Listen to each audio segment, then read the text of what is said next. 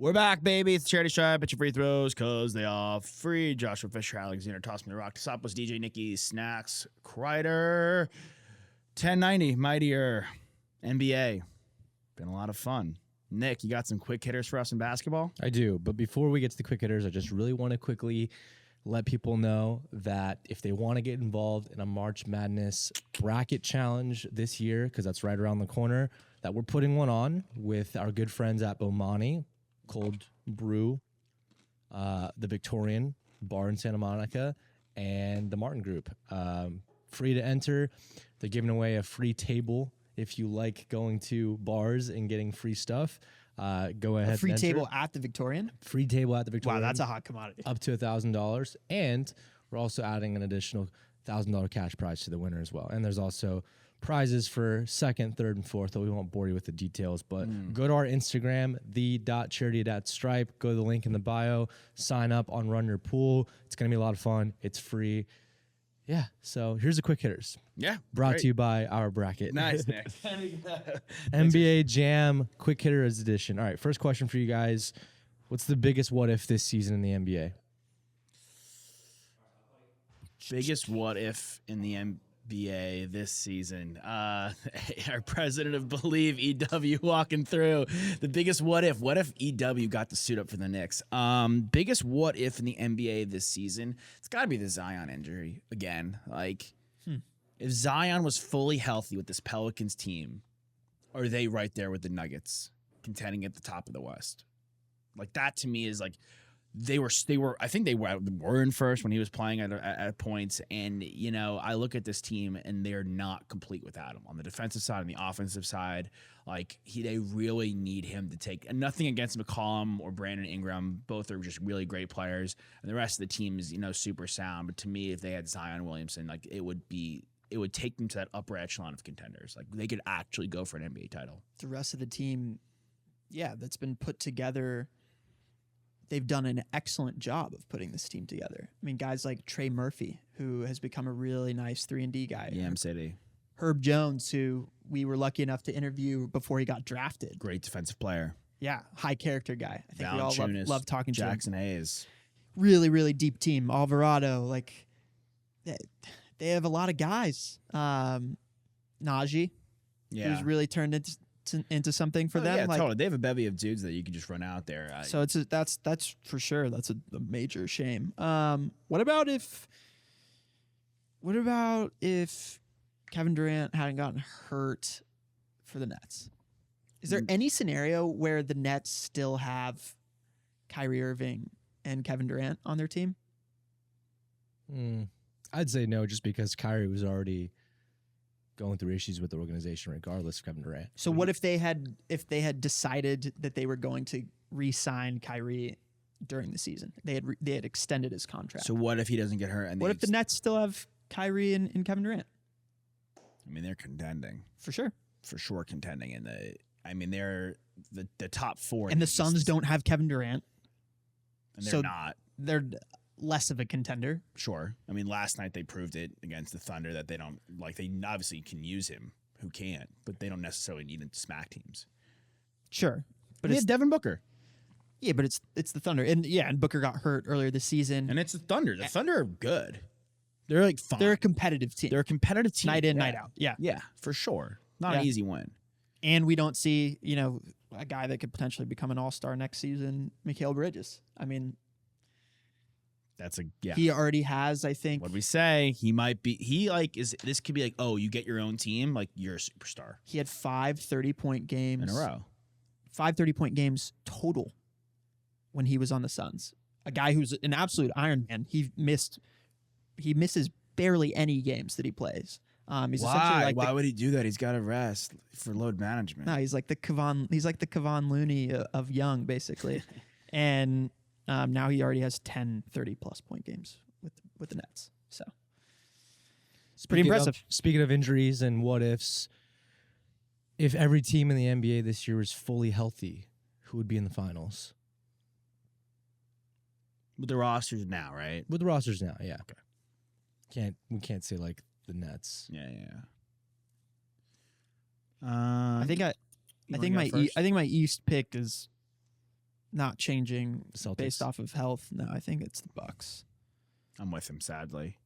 I Um, just like Tatum just sometimes like you saw it in the Knicks game, like he just doesn't take good possessions sometimes late in games. Like it kills me. Like he took a couple bad threes where you can find there's guys on the court. Again, if we had Rob Will in that game against the Knicks, then maybe Mitchell Robinson doesn't get so dominant with in rebounding in overtime and the end of the fourth quarter. And maybe IQ isn't getting to the basket so quickly. And we have an anchor on the inside, interior press. Like, dude, he's getting the floaters, finger rolls, like he's like flying. He breaks his guy. All of a sudden, he had a career high. He was unstoppable. He literally got stood at one point, like all around the perimeter, like, whoa, like how'd that happen? And like, dude, like it's overtime. It's been happening all game. Rob Will, amends that. But at the same time, like they have the ultimate X factor. They have the best player in the world, the Bucks. So I would go with them. And I'd probably go. I'd also like to say that I still don't think Chris Middleton's fully healthy. He still doesn't look like he did like peak version of himself last year or 2 years ago. He's got Kyle Lowry syndrome right now. Like they're just like Kyle Lowry can't even crack the rotation for the Heat right now. Yeah, they kind of like shelve themselves. Yeah. Yeah. West. Western Conference. I can't say the Nuggets. I can't either. I mean, until we see them get there. Yeah. Yeah. I would honestly, if the roster's right now, everyone's fully healthy, I would go Suns, Warriors, Lakers. I don't disagree. To me, like the Lakers, like they rooked. I don't know how they got the roster they did with what assets they didn't have. Yeah, before the trade deadline. Like LeBron, they were 4-1 since the deadline with LeBron. Like this team, like this, they're a juggernaut with AD. Look, at the end of the day, if they're fully healthy, the Lakers, they have LeBron James and Anthony Davis. And Russell's only played like one game for them, maybe two. D'Angelo Russell, fan. I mean, they have a team. They have a deep team. Like you started listing guys in New Orleans, like they are just as deep at this point with this roster. So I would throw them in there. And obviously, Crazy how quickly things changed in one season. Yeah, it's bananas. I mean, they were dead to rights at the beginning of the season. Yeah, they were not even. People didn't even think they were going to be a play-in team. They weren't going to be. They were 2-10. 2-10. Clippers is like my 4. They're to me just like keep blowing games. It's just like weird. I don't get it. At the wrong time. I don't know if Kawhi is as good as he used to be. He had an absolute jam on Jakob Poeltl last night. He's still got it. But He's that's like a like top. Is he a top 7 guy still? I don't even think anyone even considers him in their top 10 lists like ever because he's just never healthy enough to like really be in that consideration. He's a ghost, dude. Yeah. I agree with you on that list though. I mean the Grizzlies are interesting. Like if none of that stuff had happened with Ja, if Brandon Clark was still healthy, like it's a shame because I really wanted to see how far this team could have gotten this year. I mean, this could have been I wouldn't have been surprised if they got to the Western Conference Finals. No, but like they're not like now. I would be shocked. It's not happening this year. They need another like. If they had like somehow like a Bradley Beal, or had they gotten McCollum on that team? I mean, I know they have Bane, I know they have Brooks, but like to me, if they had Brooks is whatever. Fine. If they had like one other guy that can take over the game. I'm interested. Okay, so if because the Clippers have 2, the Mavs have 2, the Celtics have 2, the Bucks, honestly, the Bucks have 2. Yeah, with Drew Holiday, like hypothetically, Sixers. If they give Ja, which I don't think they will, because it doesn't seem like there's going to be substantial enough evidence to give him the same suspension that Gilbert Arenas got, which was 50 games. But if hypothetically he did, I'd be interested to see what kind of step forward Jaren Jackson could take. And even if Ja does come back. Like offensively? Yeah, like can he get to... He was an all-star this year. Well, he's averaging 3 blocks a game. But he's averaging less than 20 points. Can he become like a 23 points per game scorer? That's like an MVP. Can he become like a number 2 go-to guy offensively for this Grizzlies team? If he's like that, if he's averaging 23 points per game, you're talking about him with some of the best bigs. Yeah. In the league. And he's nearing it. Talking about impressive players, each give me 3 guys who most impressed you this season. Number 1, I'll say Shea Gilly. Yeah, He's up there for me too. He's first of all, he's averaging 30 plus, and he can't hit a three. He doesn't even try to. The guy has no 3-point game. It takes less than 3 threes a game. Also, hit your free throws because they're free. Absolutely lights out from the line. I would say I'm with. It's kind of wild though. Like for a guy to average 30 plus and basically just be like, "Hey, defender and team as a defense, like I'm just gonna drive every time and try and stop me," and they still can't really do it. Mm-hmm. Yeah, I'll say him. I alluded to him a second ago. Drew Holiday really impressed me. He's a guy He's that been excellent this year. Excellent, all-star. Like there's times where Giannis has not been in the lineup, and he's like, that he's carried this team, and Middleton, like you're saying, is like not been at full health, and he's completely stepped up. I'd say Drew Holiday is probably my number 2. He's like really cementing himself in this league as like, guys, I am an all-star, and quite frankly, you're gonna remember my name in the lore of the Bucks. If the Bucks win 2 with him, like. It's a pretty big deal. You want to throw anybody out there before? I mean, obviously, both Brunson and Randall have been tremendous this season. Great. I've never been critical of Brunson, but You've been critical of Randall. I have been critical of Randall. His dunked on you? No, I threw him a noob. Oh, Yeah. okay. He definitely dunked on some of my teammates, though. Dunked on a lot of guys in high school.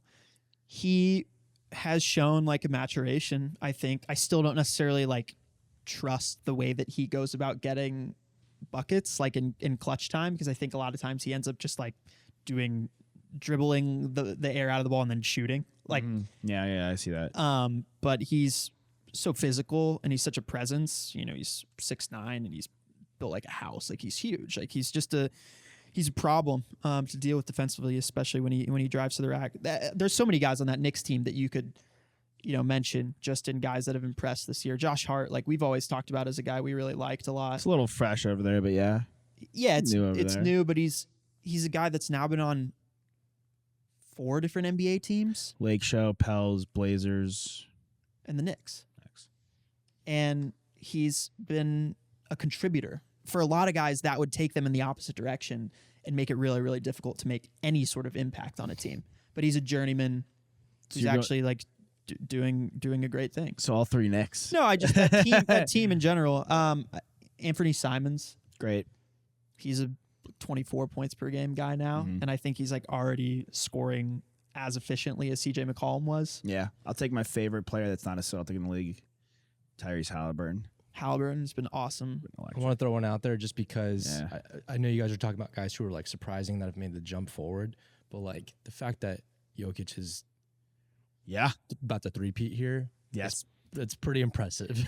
It's we're talking about guys like jumping forward, but he probably the most impressive is Jokic, that he continues to raise. Like, and it's no knock. I mean, the huge debate on like first take was Embiid versus Jokic. Kendrick Perkins like getting absolutely bodied. And I don't think it's a guarantee that he's going to win. I think it's a guarantee, but I think like Jokic, like as much as these other guys are stepping up their game, Jokic continues to do so as well. He's averaging a triple-double. Staying on this theme, though, who are 3 guys who are not all-stars this season but can be all-stars next season? Well, this was a guy that I didn't get to mention in impressive players, but a guy that's impressed me a lot, and I think a lot of people in the NBA, a guy that Josh really liked when he was drafted. If Harden gets moved, there's a lot of rumors of Harden getting moved to the Rockets. Tyrese Maxey becomes the second best player on the Sixers, and I would expect him probably to be an all-star next season. Maxey? Yeah. Love Maxey. Love that. Oh, the Kentucky guy. That Kentucky duo. He might do it even if James Harden stays on the Sixers, but yeah. But if he gets that opportunity to then, Harden's averaging like 18 points like that, 9 of those points go to Maxey. He's an upper 20s points per game guy, like, and he's relatively efficient. It's tough not to say that he couldn't get there next season. Maxey's a good pick. 2 guys for me that are locks, I would say, if they're healthy, to like really have a shot at jumping in there. Boncaro. Yeah, Paolo. Yeah. Mikal Bridges, you mentioned him. Like, if he's that guy for the Nets next year, like, I see no reason as to why he can't be an all-star. Yeah. And you mentioned the Rockets. The third guy I'll throw out is Jalen Green. If he really, if he takes it, he's like 21.7 right now, which he can. I think if he takes it up to 25 points per game, it's going to be tough. And he's been really good post All-Star break. They start winning games. I still don't necessarily think he's their best player, though. Şengün is so good. Alpern's their best player. I He mean, might be. He could be. He could also, like, I've seen, like, advanced stats, and like he could be that big man that takes that next step. I'm not saying like Giannis or Jokic, but he can be like all of a sudden that upper like echelon of big men as well. So I mean, that's an interesting pick. Not that you're not forcing your pick, but like that's an interesting take that he's their best player. But those are my three. Yeah, I'm trying to think of any other guys. I mean, we didn't mention the Kings, but I think they just deserve to be mentioned as far as like teams that have impressed and players that have impressed. The Sabonis Fox combo is Legit. Yeah, it's very legit. Very Sabonis he's a top 3, top 4 center in the NBA. I mean, Cat hasn't been healthy. Sure. So you consider Giannis the center, right? So and if you don't, fine, then he's out of there. But Jokic, Embiid, and then you've basically got Bam and Sabonis, who are right there next to those guys. Neck and neck. That's fair. Well, on that, most surprising team this season, most disappointing Great team this segues, season. dude. Most surprising. Probably the Kings, right? To be at the 2 seed right now. Yeah, it's crazy. I To thought be they were gonna be good though. I did too. I took their over. Yeah, most surprising team and most disappointing. I mean, So I won't I'll say like separate the that. Knicks are probably the most surprising team for me. Before they lost that game to the Hornets, Nuggets. the Knicks, people were saying, you know, that they obviously were the hottest team in the NBA. They've won 9 in a row. That's who you're gonna lose the 10th in a row to. The Hornets without LaMelo. Yeah, but of course that happens then. Yeah. The Nuggets, you're that surprised by? I'm just surprised. I'm surprised. Didn't we think that, like, at full health, that this is a team that should always be a top 3 seed in the Western Conference, though? But not best team in the NBA good. They might be the best team in the NBA by the end of the season. I can't Pleasantly surprised. I can't be surprised because, like, They have the MVP. and they were there before Murray and Porter Jr. got Let me hurt. think of another one then. And also there is this just bias to that team until they actually do something in the playoffs. I'll go with the Knicks too. Disappointing. To me, you could flip a coin between the Bulls and the Hawks. Honestly, the Hawks. They've fired their coach. They made a massive move for DeJounte Murray, and like this has just not worked out. I mean, you got to throw the Nets in there as well. Just how they imploding. started this season and how they're at right now. I mean, they're a top 6 seed in the East right now. Like, they're in the playoffs. Yeah, they're not in the play-in. They're not going to win it. No. I mean, you start the year with KD and Kyrie Irving. You got to think you're. I will be impressed, though, if this team, after trading KD and Kyrie, still makes the playoffs. Like, I'm still impressed by that. They had a lead though. Oh dude. yeah, they were like 10 games over 500 when they traded both those guys, which so- makes it even more head scratching. Yeah. But obviously, I understand why. Impressive from the Cavs being a top 4 seed, for sure. Meh. Adding Donovan Mitchell definitely helps. Like you should be a top 4 seed. Yeah. Yeah, Like, but they're right there. I mean, they could easily end up. They're not going to catch the Celtics, but they could. They could definitely. They could catch Philly. Let them catch Philly first. They could catch Philly. Where are they at behind Philly? They're 2.5 games back. Okay. I've got one more question for you guys. Yes. Which matchup would be the biggest snooze fest in the finals, and which matchup would be the most exciting in the finals? Ooh, really good. Biggest snooze fest in the finals. Like the teams that could foreseeably actually make it, and we're not talking like, all right, like the Magic, Right. They're not. Yeah. Snooze fest, like who do you not want to see play against each other, and who do you want to see play against each other? I mean, I do not want the Cavs or the Knicks to make the finals. What? You don't want the Knicks to make the finals? No. Bad. Why? That'd be awesome. For just New York in Just general? New York would be awesome for basketball. if the Yeah, Knicks but made I the don't think that finals. it's So more it's like Knicks more, Lakers? No, it has Are you more, looking for? it more has to do with like the guys that are on their team. And, Okay, like, it's like not exciting. You think they're gonna get? I think you got to look at the whole big picture. Okay, I'll say Jalen Brunson and Julius Randle as the biggest stars on one of the teams is not necessarily what you want. I will then say to me the most exciting. You're going to take that over Jason Tatum, Embiid, or Giannis. Like all 3 of those are more exciting opportunities to watch from like just a broad basketball fan. I would say standpoint. 2 Sixers Nuggets. So the real, because if we're gonna do this Embiid Jokic thing, I want to see it. Great, Who and then we Embiid- already know who gets the award, and then they're playing against each other. Like that's fun. exciting. I Yeah. would say Bucks Suns. Like let them get another shot with KD, and if Giannis beats them again, hoola. Yep. Yeah. And then boring. Boring. Well, I mean, a rematch of the Warriors Celtics, I think, would also be really exciting. That'd be fun. Yeah, I think so too. Boring. I mean, Kings Cavs would kind of be a snooze fest. No one's watching that. Sacramento and Cleveland. Yeah, I mean, that's a tough look for the honestly, NBA. like the Heat, and because like the Heat could do that. They're the only one that's like not a top 6 seed where I feel like they could get hot at the right time. They've got one of the best coaches in the NBA. I'm out on them. That would be lame. That's what I'm saying. I would not be excited about The that. Kings Cavs, I think, is fair. Yeah. Well, it's great. Great quick hitters. A great one to end it with. Hopefully it's not a snooze fest in the NBA Finals. Fans out there, drag both feet inbound. So I'm going to full count, rip that puck at that putt. It's PKs because they free and free throws. Why, guys? Because they're free. That they are. We out you. We love ya.